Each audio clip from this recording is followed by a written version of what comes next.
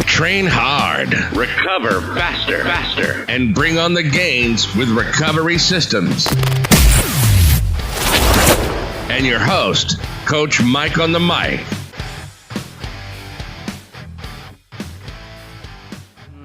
Hi, it's Coach Mike on the mic, and welcome to this edition of For the Love of Exercise.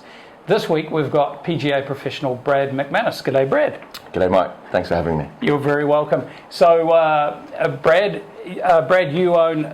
you've recently become my coach, which I really appreciate, and you have an institute. Can you tell us about your academy? Well, I've been in Singapore for some time now, working for other places, and I got an opportunity to start my own academy. So we've started the International Golf Institute with the aim of basically elevating the level of coaching and service for all of our customers. Right. Yeah.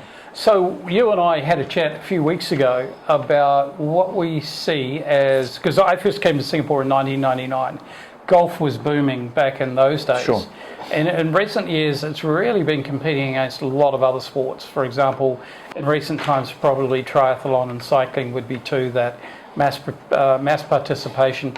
But it's competing in a sense of the time that those sports require. Yep. Will disqualify golf from being in the mix. Sure. So what I've seen and what I've noticed is that there appears to be a comeback towards golf.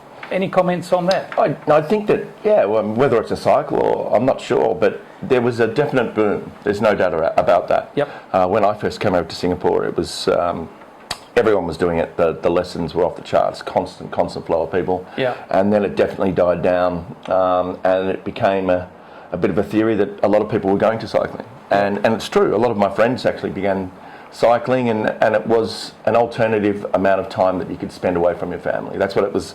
How long can you spend? Do you want to spend 4 to 5 hours on the golf course? Yeah. Or do you want to go and still get fit and maybe do two hours of cycling? Yeah. That was the thinking behind it. But again, you can sort of feel a new thing coming through where Singapore in particular, they've elevated their Singapore Open again. It's come back. And the quality of players coming through now, because the coaching has got better, the quality of players is definitely lifting. Right. And without a doubt, the government's recognising that now with the funding. They're starting to put a little bit more funding back into it. The funding used to be based around how the athletes performed in events like the SEA Games. Yes. So if they had a bad year, the funding would get cut. But now I just think that's becoming a little bit more proactive because they've won a few gold medals and a few other medals as well. So and then from the social point of view, I think that people are realising that cycling's great, absolutely fantastic sport, great for health, great for fitness. But is it as challenging and maybe mind entertaining maybe as golf? Right. I don't know if it is. So I'd like to pick up on that. So having been a cyclist for 50 years, and also here in Singapore, having competed and also coached in the last 10 years, I can tell you that in the course of a 4-hour bike ride, which might be, say, 100 kilometres, I will say less to someone than I will in 3 holes on the golf course. 100%. So there's an element of sociability, and also the fact that everyone's going through the same thing on a golf course, where it's the agony and the ecstasy of a good result or a bad result, and there's something about that pulls people together. I think the game has in essence pulls people together, and from a point of view of not only a physical challenge, but I think there's a lot of mental aspects and character aspects to golf that are not necessarily there in the same way in the likes of endurance sports like cycling and triathlon. That would be my observation anyway. Yeah, right. Fair enough. I mean, from the mental aspect, I mean, golf. I mean, when you're playing out on the golf course, you've got to be able to focus, and then you've got to be able to switch off. So in that switch off period, it is a social event. So you're spending 4 hours with people, and if they're wanting to be out there on a beautiful facility and enjoying themselves, then there's a lot of fun being had on the golf course. Yeah, absolutely. A lot of communication. So I mean, people often use it from a networking point of view as well. Yeah. So there was that element where people would go to university and then start off in companies, and A lot of those companies wanted people to do business on the golf course because you get 4 hours to spend with somebody, and your character's going to come out in that 4 hours. Exactly. You learn a lot about people on the golf course because to some extent it's a reflection of who they are. Yeah, that's exactly right. I want to pick up on something you said. It was actually one of my questions for later, but you've already touched on it. So you're talking about the mental aspects, the difference between practice time and game time. What's the mental shift in your view, and how does it change during the course of a round as well? Well, when it comes actually on the golf course itself, when you're having a shot, there's that preparation period. Right. You need to switch on at some point, and you need to switch off as well. Okay. So what you'll do is you'll do all the pre-shot preparation. You'll be focusing what challenges ahead of you, what shot you need to play, the elements, the conditions, all of that sort of stuff, and that's consuming your mind. All of that, down slope. What club am I going to hit? What shot am I going to hit? Where's the pin? And it doesn't stop. So your mind's constantly ticking over. So if you kept that mentality going all the way through the game after you've hit the shot and you start thinking too much, you're going to get exhausted.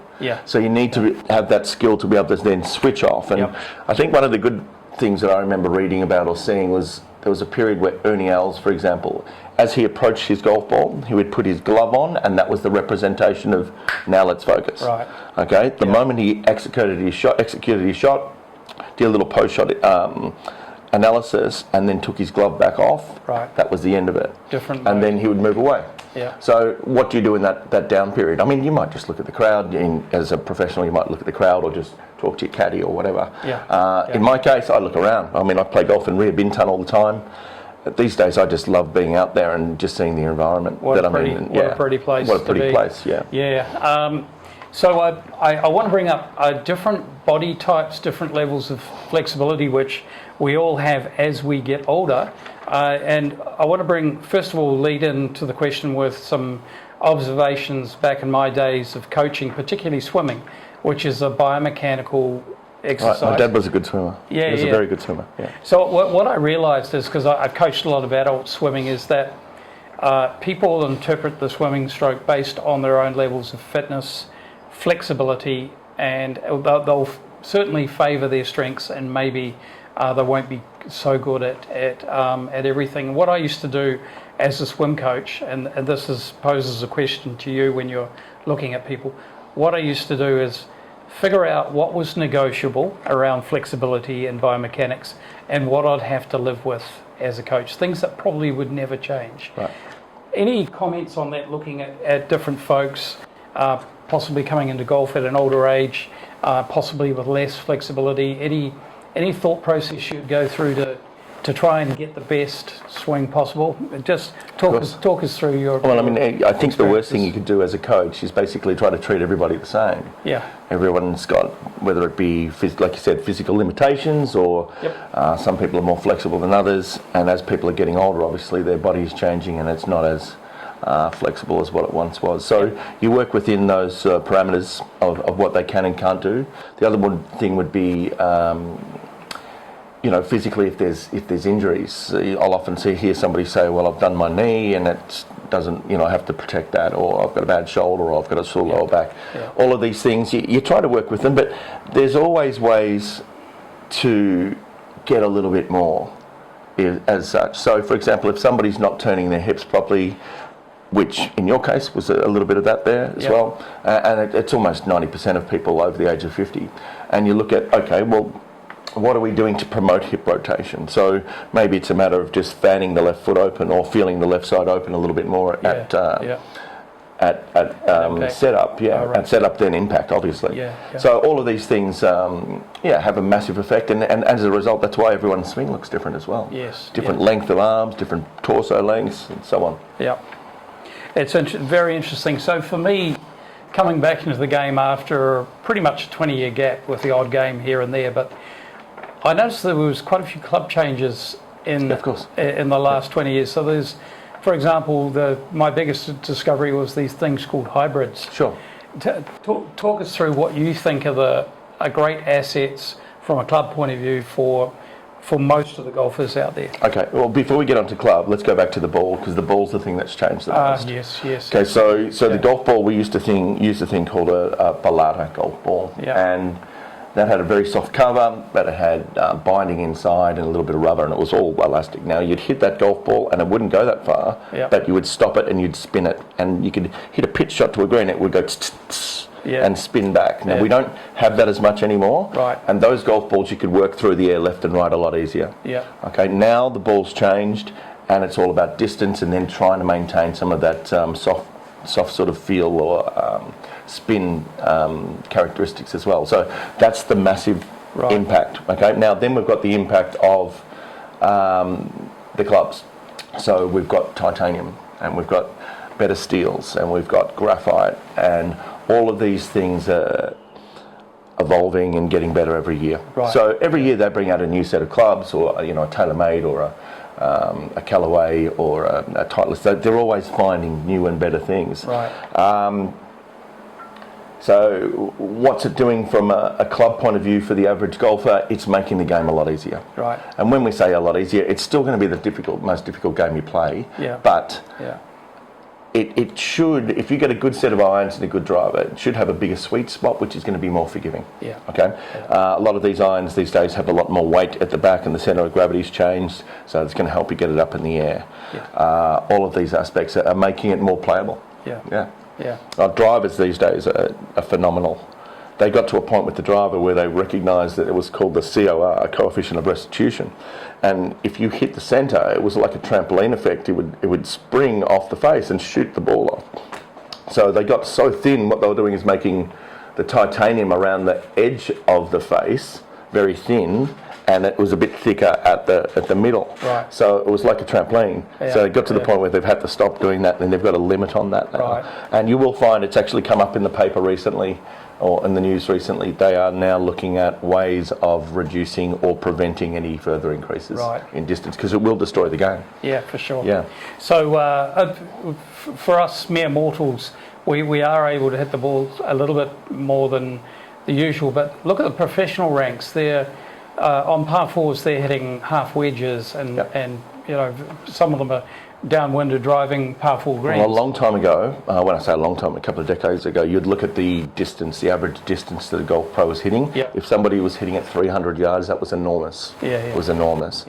So now, if you're not hitting at 300 yards, you're at a massive disadvantage. And there was a recent thing in the States, it was last month actually, the PGA show, and they had a guy who's the long driving champion.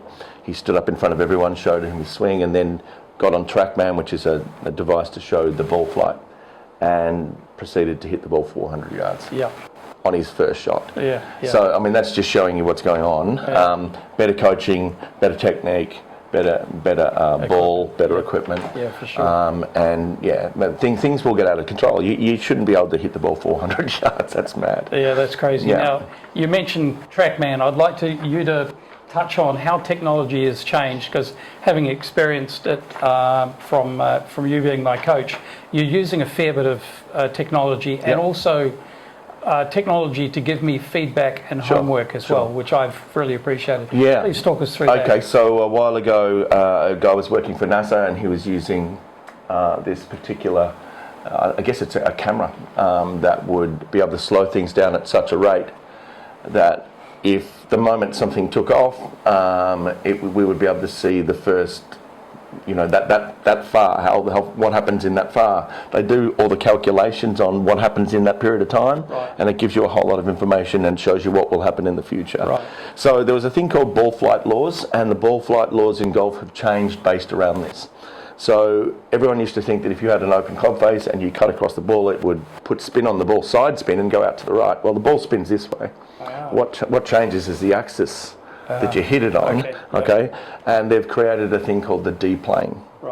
Now, D-plane is not just where the ball goes left and right, high and low. It's about the angle of attack when you hit the ball as well, and how that affects things. So TrackMan and these other devices are studying that. So they're coming up with things of ball speed, club head speed, angle of attack, smash factor, and then it's showing you what your ball's going to be doing from that little. It's capturing that little period of time when you've hit when it hits the face and when it leaves the face, and then also what the club's doing before and after. Right. That's pretty cool technology. But it's changed everything. It really has. Absolutely. And then of course the camera and video quality on your basic hand phone has really been useful for you as well. 100%. So I was using initially you just get a little video camera with tape, and that's when I first came over here. So you'd plug the tape in, you'd have the connected to the computer, and we had a thing where you could draw lines and stuff on the screen, and that was the big technology. Now since then it's all changed, the cameras became just proper cameras. I had a thing called a Casio EX1. I had 2 of those, and that was the best. And now I look back at my cupboard the other day, and there they are sitting there 6 years later. Now I'm just using my phone. I've got my Apple iPhone, and or any of these iPhone sort of concepts and smartphones, and that's all you need. I've got a cupboard like that at home here. I bet you do. Just a constant evolution of teaching equipment. The cupboard of disappointment, so-called. Okay, I wanted to touch on. I wanted you to give us your top tip for best ROI for your practice time, return on investment. I want my score to drop. What is the provided I don't hit the ball out of bounds every shot. What would be the thing, or what percentage of time should I spend on driver versus irons versus short game? And give us some benefit of your wisdom. Okay, so it's got a lot to do with where you are with your game at the moment. Okay, so if you're a beginner, obviously we're going to need to spend more time working on your swing. If you're getting back into the game, we need to get you hitting the ball a little bit better. As you become more advanced, you realise that that's not going to help your scoring as much, and we're going to now look at the scoring aspect. So if I was to give it a percentage, and I say it's pretty common knowledge throughout the golfing industry that it's around 35-65. Right. So 35% on long game, 65% on short game. So if you've got 3 hours to practice, you've got to now come in, and this is what I coach. I would say you've got 3 hours to practice. How are we going to utilise that time the best to your advantage? So we come in with a plan, and I make all of my good players, and this is more advanced stuff, right? For kids who want to become professionals, for people who want to bring their handicap down from 12 to 7 and such and such. Okay. Utilising that amount of time that you've got to the best of your ability, and it's got to be productive. So I might say, let's do 40 minutes upstairs. Right. Okay. And we're going to work on what we've been working on from your swing, but then we might do some target practice, and we might do some long distance pitching. Right. And then we would look at chipping, putting, bunkers for the rest of that period of time. You put gaps in between there just to make sure you've got time to rest, because you won't do 3 hours straight. And that's not healthy anyway. I think I said to you recently that it's not how many balls you're going to hit, it's the quality of what you're doing around each ball that you hit. So if you had 50 balls, I don't want them gone in 40 minutes. I prefer you to have those 50 balls, those maybe 20 balls, and use everything we've talked about. So your drills that I've given you, the exercises, the practice swings, really thinking about what you're trying to achieve, and then try to implement. Okay? But just like any sport, you'll have things like block practice and repetitive practice if you're working on something, but then you can have varied and other forms of practice as well. So. Real good. There was a book I read years ago that I recently read. Okay.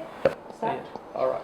There was a book I read years ago that I've recently reread by a guy called Dr. Bob Rotella. There's a few books, in fact. The first one that was a revelation to me was the title, Golf is Not a Game of Perfect. Very good. So I then realised, and around about that time I observed this golfer called Jim Furyk, professional golfer, who went on to win a major, and he had the quirkiest swing you ever could see. It was all over the place. Still does. And he also has to the best of my knowledge, the PGA Tour record low score of 58. Yep, whether it's 58 or 59, but he's definitely done either both of those. But he he's shot 58. He had, amazing. he had 4 2s on the card and 6 3s, right. which any day you're shooting those range of numbers, you're going to have Not a low bad score. score. So that's pretty darn good. So thanks to Jim Furyk and Dr. Bob Rotella, I gave myself permission not to be upset if I hit one bad shot. And knowing that all it would take was a good chip or a good putt, and I was back on track. Sure. Yeah. So a big mindset shift from my point of view, just to the moment I hit the ball, it's out of my hands. What happens from that point on? My experience was a similar sort of thing in that I went to watch Greg Norman play in Australia in a tournament. My dad took me along to watch a tournament. And as a kid, your expectations of a professional golfer is somebody who's so good they don't make mistakes. Yeah.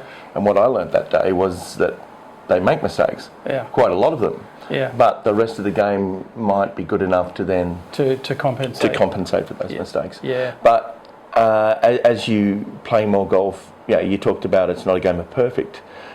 The way I teach it is to reduce mistake. Absolutely. Okay, so if I'm hitting the ball and I'm going to try to hit it this way, I'm realistically thinking that's going to be okay. Yeah. All right? Yep. But that's a problem. Yes. So if we can reduce your bad shots from this to this... That's where we begun. Of course. No, but I mean, we all do, right? Of course. But I mean, and hey, look, and the majority of the people I coach are in that situation. Yeah. So thus we work on things like club face and swing plane and to reduce those situations. Yeah. Well, I've got a quote, just as we wrap up, I've got a quote from Arnold Palmer. From Arnie. Great man. Yeah, great quote, this one. Golf is deceptively simple and endlessly complicated. It satisfies the soul and frustrates the intellect. Amen to that. It's at the same time rewarding and maddening, and is without the doubt the greatest game mankind ever invented. So I've really enjoyed falling in love with the game again, and the various aspects that to me are very healthy as I try to age gracefully and improve my mobility, still work on my strength, and also the mental aspects of the game. So I've really enjoyed working with you, Brad, and the way your communication methods and your encouragement as we've seen progress and setting the right expectations that this is a long-term journey, not a short-term fix. So really have enjoyed that. And so wishing you all the best. Thank you. And it's great to have you on the show today. And for anyone out there that's interested in picking up their golf clubs again after a while or even starting from fresh, we'll post Brad's contact details at the end of the video. So it's Coach Mike, Brad McManus, over and out for now. Thank you. Good on you, mate. Cheers. That's great. Hi, it's Coach Mike on the mic. Welcome to this edition of For the Love of Exercise. With me today is PGA professional Brad McManus. G'day, Brad. Thanks for being here with me, and it's a pleasure. Start again. I got it wrong. Do it again. Bloopers. All right. Okay, just continue. It's okay. Okay. Do the intro again. We'll go again. I'm going to put that in the end as a bloop. Don't do that. No, it's in there. Okay. All right. 2, 1. Check 1, 2. Mary had a little lamb. No problems at all. I've done a couple of shanks lately. I laugh because I never shank. Right. Just overdone another fraction, but that won't be a problem. The fact that I'm near the hose was kind of, I laughed when I did it.